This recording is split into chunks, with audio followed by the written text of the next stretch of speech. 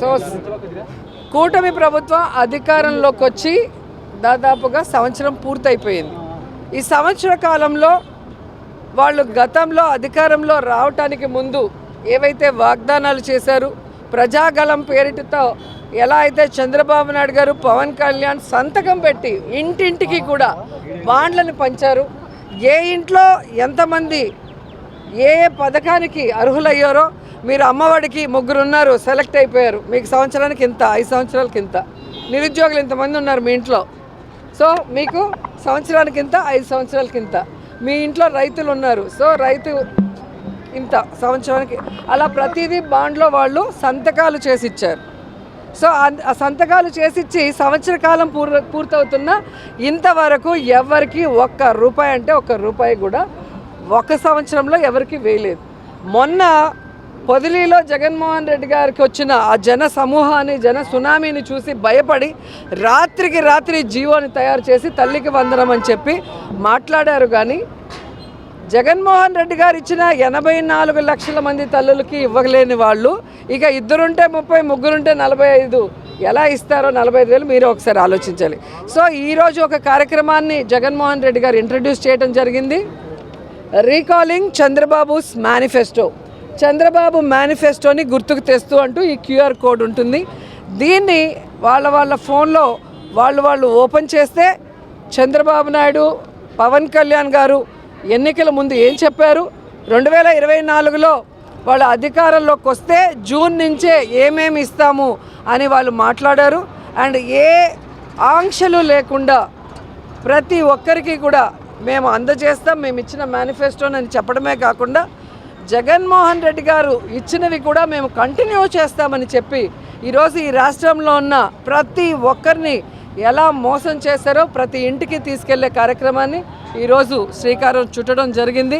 So దొంగ మాటలు, దొంగ మేనిఫెస్టోలు చూపించి కూటమి ప్రభుత్వం ఎలా అధికారంలోకి వచ్చిందని ఈ రోజుకి కూడా ప్రతి ఒక్కరికి ఆశ్చర్యం. ఎందుకంటే దాదాపుగా 40% ఓటింగ్ జగన్ గారికి ఉన్నప్పుడు వీళ్ళు ఎలా అధికారంలోకి వచ్చారు, జగన్మోహన్ రెడ్డి గారికి ఎందుకే 11 సీట్లు అనేది చాలామందికి అనుమానాలు. ఎందుకంటే ఎన్నికల రోజు ఎంత ఓటింగ్ పోల్ అయింది అన్నదానికి, కౌంటింగ్ రోజు పోల్ అయిన దానికి దాదాపుగా 43 లక్షల ఓట్ల డిఫరెన్స్ ఉంది. దాన్ని ఎన్నికల కమిషను ఎంక్వైరీ చేయాలి, అలాగే కోర్ట్స్ కూడా దీన్ని చూడాలి. అంటే 10 రోజుల్లో జీవో ఇచ్చి 6 నెలలు ఉండాల్సిన ఈవీఎంలను డిస్ట్రాయ్ చేసిన విషయం అందరూ కూడా గుర్తుపెట్టుకున్నారు. సో ఈ మధ్య జగన్మోహన్ రెడ్డి గారు రాప్తాడు కానీ, పొదలి కానీ, తెనాలి కానీ, సత్తెనపల్లి వెళ్ళినప్పుడు ప్రజల ఆయన మీద ఉన్న అభిమానాన్ని కళ్ళారా చూసిన కేంద్రం వరకు అందరూ కూడా ఇది ఈవీఎంల విజయమే, ఇది కూటమి విజయం కాదు అనేది అర్థం చేసుకున్నారు. అందుకే ఈరోజు కూటమి ప్రభుత్వంలో ఉన్న వాళ్ళకి భయం వేసి జూన్ 18లో అది ప్రైవేట్ వెహికల్ కింద ఆయన పడ్డాడు, కానీ ఏమీ జరగలేదు. ఆయనకు ఒక సైడు కొంచెం స్వల్ప గాయాలైతే 108లో హాస్పిటల్కి పంపించామని చెప్పి యాక్సిడెంట్ చేసిన ప్రైవేట్ కారు నెంబర్ని డిస్ప్లే చేస్తూ ఆ కార్ని సీజ్ చేయడం కూడా జరిగింది. మళ్ళీ జూన్ 22కి ఎలా మారింది, జగన్మోహన్ రెడ్డి గారు కారు కింద ఒక తలకాయ దొల్లినట్టు వాళ్ళు ఒక వీడియోని సోషల్ మీడియాలో రిలీజ్ చేసి దాని మీద షర్మిల గారితో, పయ్యావుల్ గారి కేశవతో, అలాగే చంద్రబాబు నాయుడు గారు హోంమంత్రి ఎలా మాట్లాడిన తర్వాత ఎస్పీ గారు అవును జగన్ గారి కారు కిందే జరిగింది అని మాట్లాడారు. అంటే మీరు అర్థం చేసుకోవాలి, ఇదంతా కూడా జగన్ గారికి వస్తున్న జన సపోర్ట్ని చూసి జలసీతో చేస్తున్నదే. ఈ రోజు వరకు Z+ కేటగిరీ ఉన్న జగనన్నకి ఒక మంచి బుల్లెట్ ప్రూఫ్ వెహికల్ ఇవ్వరు, పోలీస్ ప్రొటెక్షన్ ఇవ్వరు, రో పార్టీ ఇవ్వరు. సో ఎవరిది ఫెయిల్యూర్ ఒకసారి చెప్పండి. నిన్న ప్రెస్ మీట్లో ఆవిడ చెప్తుంది చాలా గొప్పగా, హోంమంత్రి కందుకూరులో అంటే 8 మంది చనిపోగానే అయ్యో పాపమని చంద్రబాబు నాయుడు గారు పరిగెత్తుకుంటూ వెళ్ళి అందరి ఇళ్లలో పరామర్శించి ఆయన సొంత డబ్బులు ఎక్స్గ్రేషియా ఇచ్చాడంట. ఆయన అధికారంలో ఉన్నప్పుడు ప్రభుత్వ డబ్బే ఎక్స్గ్రేషియా ఇవ్వడు, ఆయన చేతగానితనం వల్ల చనిపోయిన వాళ్ళకి. అలాంటిది ఆయన సొంత డబ్బులు ఇచ్చారంటే ఎవరైనా నమ్ముతారా? రెండవది, ఆమె చెప్పినట్టుగా ఆ రోజు అపోజిషన్లో ఉన్నప్పుడు ఏం మాట్లాడావు, కందుకూరు ఇన్సిడెంట్ జరిగినప్పుడు పర్మిషన్ లేకుండా సందులు గొంతుల్లో మీటింగ్ పెట్టి చంపేసి పోలీసు వైఫల్యం, ప్రభుత్వ వైఫల్యం, మాకు ఒక అపోజిషన్ లీడర్కి ప్రొటెక్షన్ ఇవ్వరా అని చెప్పి మాట్లాడిన వ్యక్తి ఈరోజు ఆవిడ మాట్లాడుతున్న మాటలు మీరు ఒకసారి గమనించండి. ఈరోజు ఆవిడ బాడీ లాంగ్వేజ్ కానీ ఆవిడ భాష కానీ చూస్తే అర్థమవుతుంది. జగన్మోహన్ రెడ్డి గారిని తిట్టడానికి రెడీ అయ్యి వచ్చి కూర్చుంటున్నారు తప్ప ఈ రాష్ట్రంలో ఇంతమంది పిల్లలు, ఇంతమంది ఆడవాళ్ళు, ఇంతమంది కాలేజ్ స్టూడెంట్స్ రేపుకు గురై మర్డర్ చేయబడి ముక్కలు చేయబడి ఈరోజు ఎక్కడ పడితే అక్కడ విసిరేస్తే ఎక్కడికైనా వెళ్ళి పరామర్శించేదానికి నీకు టైం ఉందా అని అడుగుతున్నాను. కాలు మీద కాలు వేసుకొని, చుడిదార్ వేసుకొని, మేకప్ వేసుకొని, సెల్ ఫోన్లో వీడియోలో మొన్న కుప్పంలో జరిగిన ఇన్సిడెంట్లో ఒక ఆవిడకి మాత్రం పరామర్శ. ఇది మానవత్వమా? ఈవిడ జగన్ గారి మానవత్వం గురించి మాట్లాడటం హాస్యాస్పదంగా ఉంది. జగన్ గారు కానీ వైఎస్ఆర్ గారి మానవత్వం గురించి ఈ రాష్ట్రంలో ఏ పేదవాడిని అడిగినా చెప్తాడు. ఈరోజు ఒక ఫీజు రియంబర్స్మెంట్ కానీ, ఒక ఆరోగ్యశ్రీ కానీ, ఒక తల్లి ఇది అమ్మఒడి కానీ, ఇవన్నీ ఎవరి కోసం తీసుకొచ్చారు? హాస్పిటల్ రెనోవేషన్స్ కానీ, స్కూల్స్ రెనోవేషన్, పేదవాళ్ళ కోసం, పేద పిల్లలు బాగుండాలి, వాళ్ళు ఆర్థికంగా ఎదగాలి, ఆ కుటుంబంలో ఆరోగ్యంగా అందరూ ఉండాలి అని చెప్పి పెద్ద మనసుతో చేసిన వ్యక్తులు. అలాగే కోవిడ్ సమయంలో ఈ దేశంలో ఏ రాష్ట్రంలో ఏ ముఖ్యమంత్రి చేయనటువంటి విధంగా మొత్తం భారాన్ని ప్రభుత్వమే మోస్తూ ప్రతి కుటుంబాన్ని తన సొంత కుటుంబంలాగా కాపాడుకున్న మానవత్వం ఉన్న వ్యక్తి జగన్మోహన్ రెడ్డి గారు. ఆయన గురించి ఈవిడ మాట్లాడటానికి ఈవిడికి అర్హత ఉందని నేను అడుగుతున్నాను.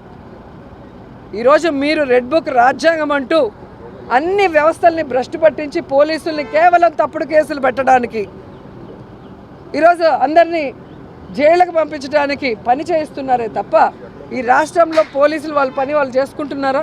అలా వాళ్ళు చేసుకుంటూ ఉంటే ఈరోజు ఎందుకు ఇంతమంది రేపు కాబడుతున్నారు? ఎందుకు ఇంతమంది చనిపోతున్నారు? సో ఈరోజు వాళ్ళకి నేను సూటిగా చెప్తున్నాను, ఇప్పటికైనా మీరు ప్రజలకు ఇచ్చిన హామీలు నెరవేర్చండి. అంతేగాని మాకు ప్రజలు ఓటేయలేదు, మేము ఈవీఎంతో గెలిచాం కాబట్టి ఎవరిని కేర్ చేయని అవసరం లేదని అహంకారపూరితంగా మీరు ప్రెస్ మీట్లు పెట్టి జగన్ గారినో మమ్మల్ని తిడితే ప్రజలు ఖచ్చితంగా మిమ్మల్ని కొట్టే రోజు దగ్గరలోనే ఉంది. అండ్ పవన్ కళ్యాణ్ గారికి కూడా సూటిగా చెప్తున్నాను, తొక్కి పట్టి నారదీస్తాను మన ఏదో పెద్ద డైలాగ్ చెప్పాడు.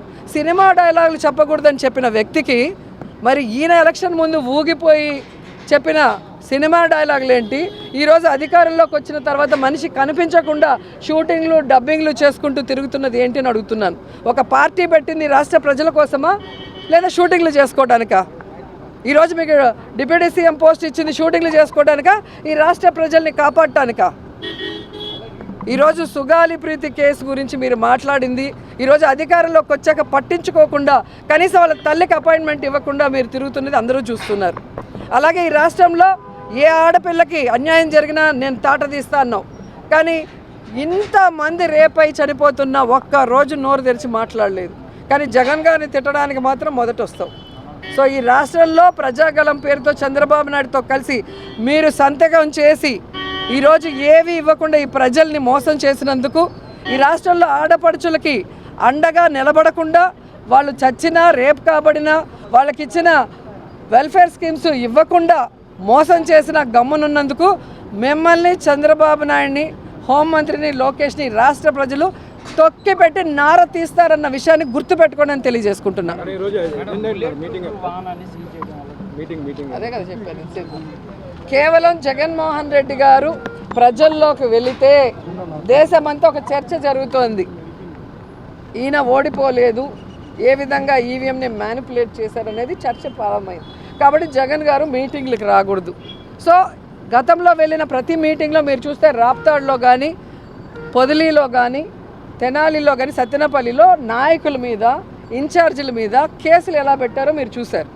సో అవి కూడా దాటి ప్రజలు ఆయన మీద అభిమానంతో పరుగులు తీస్తుంటే ఇక లాస్ట్కి ఒక ఏఐ వీడియోని తీసుకొచ్చి కరెక్ట్గా తలకాయ ఆ టైంలో కారు కింద నలుగుతుందని ఎవరికి తెలుసండి? ఫ్రేమ్ అక్కడ పెట్టుకొని ఉన్నారు, ఇలా ఇలా రొటేట్ అవుతున్నట్టు. మరి ఆ ముందు వీడియో ఏది, ఆ తర్వాత వీడియో ఏదని నేను అడుగుతున్నాను. మరి అన్ని ఛానల్స్లో ఆ వ్యక్తిని స్వల్ప గాయాలతో లేచి కూర్చొని తర్వాత అంబులెన్స్ ఎక్కెళ్ళింది ఉంది కదా, మరి అంబులెన్స్ ఎక్కిన వ్యక్తి చనిపోయాడంటే ఎవరు చంపారో, ఈ కూటమి ప్రభుత్వంలో ఏ పెద్దలు చంపారో బయటికి రావాల్సిన విషయం ఉంది. సో అది రాకుండా ఈరోజు వాళ్ళు బుల్లెట్ ప్రూఫ్ వెహికల్ని తీసుకుపోయి ఏదో చేయాలనుకుంటున్నారు. ఈరోజు బుల్లెట్ ప్రూఫ్ లేకపోయినా, మీరు పోలీసులు రోప్ పార్టీలు పెట్టకపోయినా, జగన్మోహన్ రెడ్డి గారు ప్రజలకు ఒక సమస్య అంటే ఆయనను ఆపే తరం ఎవరి వల్ల కాదు. అలాగే ఆయన వెనక పరుగులు తీసే ఆయన అభిమానులు వైఎస్ఆర్ అభిమానుల్ని ఆపే తరం ఎవరి వల్ల కాదు అనేది తెలుసుకోండి.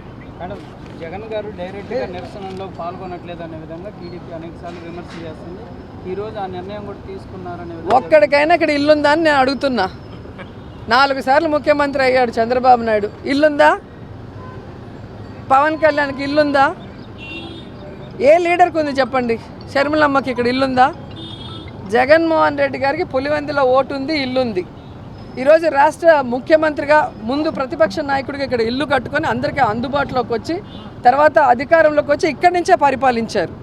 ఈరోజు ఒక్కరోజు 2 రోజుల్లో బెంగళూరుకి పోతే బెంగళూరుకి వెళ్ళిపోయాడు అని మాట్లాడతారే. మరి ప్రతి శుక్రవారం హైదరాబాద్కి పోయే చంద్రబాబు నాయుడు ఏమనాలి, పవన్ కళ్యాణ్ ఏమనాలి, లేదా లోకేష్ని ఏమనాలి, మంత్రివర్గాన్ని ఏమనాలి? వీళ్ళు ప్రతి శుక్రవారం హైదరాబాద్కు పోవటం వల్లే కదా విజయవాడ ఆల్మోస్ట్ మునిగిపోయింది, పిఠాపురం మునిగిపోయింది. ఇలా మాట్లాడతారు జగన్మోహన్ రెడ్డి గారి గురించి. సో మీకు ఓటు లేదు, ఇల్లు లేదు. జగన్ గారి మీద భయంతో ఇప్పుడు రెంట్ ఇల్లులు తీసుకొని కొత్త ఇల్లులు కట్టుకుంటున్నారు. ఓట్లు అక్కడో ఇక్కడో పెట్టుకున్నారు. ఏ నియోజకవర్గాల్లో నించుంటామో మీకే తెలియక ఎక్కడో పిఠాపురం నుంచి విజయవాడలో ఓటు వేసినారు పవన్ కళ్యాణ్, మీరు చూశారు. అంతకుముందు ఎక్కడ వేస్తారో చూడండి. చంద్రబాబు నాయుడు 4 సంవత్సరాలుగా ఎక్కడ వేస్తున్నాడో చూడండి. 4 సార్లు ముఖ్యమంత్రి అయ్యాడు కదా. సో 20-25 ఇయర్స్గా ఎక్కడ ఓటు వేస్తుంది ఆ ఫ్యామిలీ చూడండి. వాళ్ళకి ఈ రాష్ట్రం మీద ప్రేమ లేదు, ఈ రాష్ట్ర ప్రజల మీద ప్రేమ లేదు, కేవలం అధికారం మీద మాత్రమే వ్యామోహం. ఒక జగనన్నకి వైఎస్ఆర్ గారికి మాత్రమే రాష్ట్ర ప్రజల మీద గౌరవం, ప్రేమ, వాళ్ళకి మంచి చేయాలన్న ఆలోచన ఉంది. కాబట్టే వాళ్ళ ఓటు కడపలో ఉంది, వాళ్ళ ఇల్లు కడపలో ఉంది. అది చాలు కదా.